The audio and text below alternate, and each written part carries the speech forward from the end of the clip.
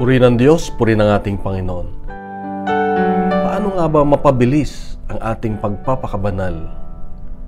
Sa Ebanghelyo ngayon makikita natin na sinabi ni Jesus sa karamihan, maraming tao, na ang tinitignan mo ay ang puwing ng iyong kapatid at hindi mo tinitignan ang iyong puwing. Tanggalin mo muna para makita mo ang iba. Sa Ebanghelyo ngayon ay tinuturuan muli tayo ng Diyos yung ating magandang relasyon sa bawat isa. Para magkaroon ng maayos na relasyon, ay tignan muna natin ang ating sarili. Madaling manghusga, madaling maging judgmental, madaling sukatin ang ibang tao. Pero tinitignan ba natin ang ating sarili?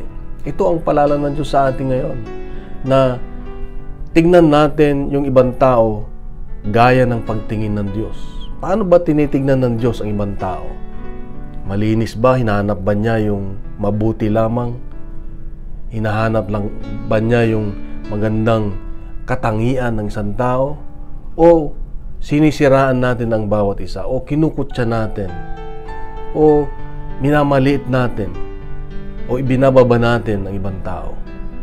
Kapatid, ito ang hamon ng Diyos sa iyo at sa akin ngayon, na linisin muna natin, siguraduhin nating malinis ang ating sarili upang makita natin ang kabutihan ng ibang tao. Para bang ang mangyayari ay ang Diyos, ang mata ng Diyos ay nasa gitna. Dadaan lahat ang ating tinitignan doon sa mata ng Diyos para makita ang ibang tao. Pag dumaan sa mata ng Diyos ang ating pagtingin, wala tayong ibang makita kundi yung pangunawa, yung pagkamakawain, yung pagmamahal. Kapatid, ito ang paalala ng Diyos sa atin ngayon. Gusto mo maging mapabilis ang yung pagpapakabanal? Tingnan natin ang sarili natin.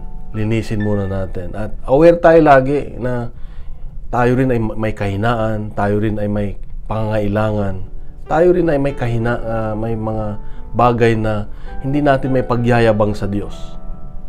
Siguro may pagyayabang natin mga kasalanan natin, pero dapat ibaba natin ang sarili natin upang may bahagi natin gaano kabuti, gaano magmahal ang Diyos. Kapatid, ito ang paalala ng Diyos sa iyo at sa akin ngayon, na alagaan natin ang relasyon natin sa bawat isa.